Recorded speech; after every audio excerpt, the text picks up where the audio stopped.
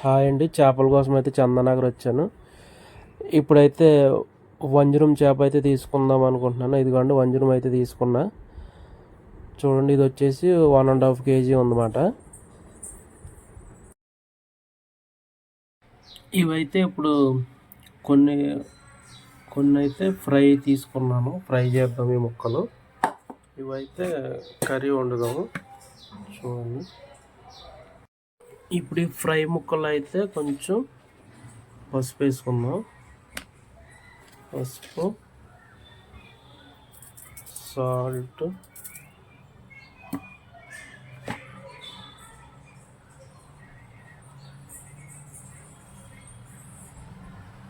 కొంచెం కారం, కొంచెం కార్న్ఫ్లోర్,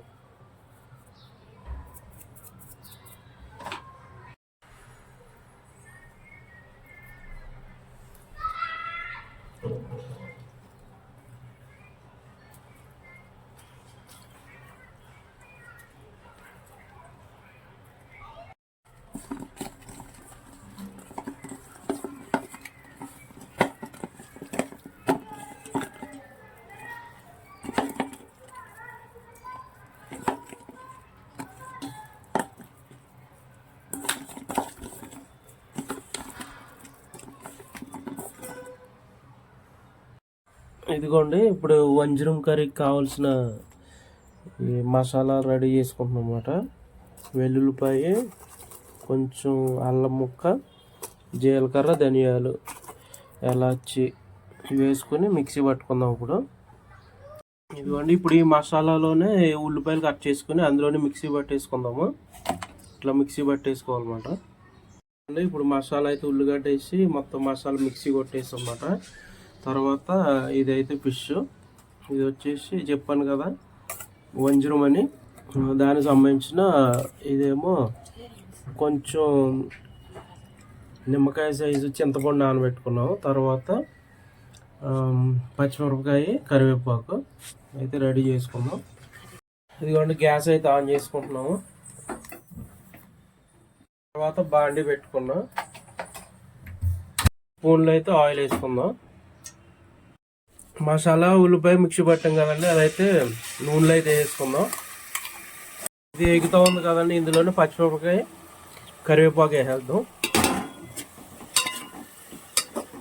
సాల్ట్ అయితే వేసుకోవాలి. కొంచెం పసుపు వేసుకుందాం.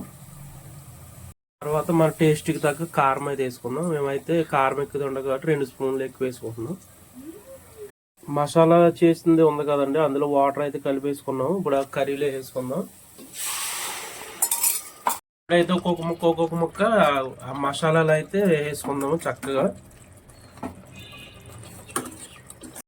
ఇదిగోండి, మసాలా పట్టిలాగా అన్ని ముక్కలకి ఇట్లా కలుపుకోండి.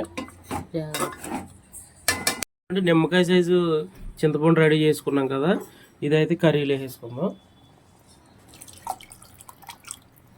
కొద్దిసేపు ఇట్లా ఉడికిన తర్వాత కొత్తిమీర వేసుకుందాం.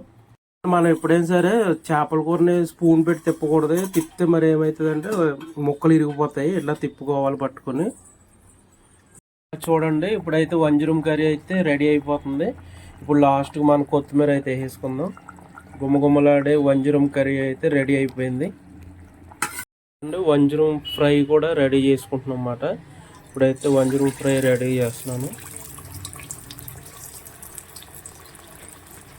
వంజరం ఫ్రై అయితే రెడీ అయిపోయింది. 4 పీసులు అయితే ఫ్రై చేశాను అనమాట. ఇదిగోండి, వంజరం కర్రీ అయితే రెడీ అయిపోయింది. టేస్ట్ చేసేద్దాము. ఇదిగో చాలా బాగా ఉడికింది మెత్తగా.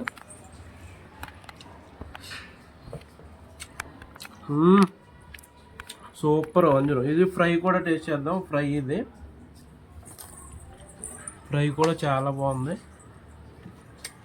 బాబా, ఎక్సలెంట్.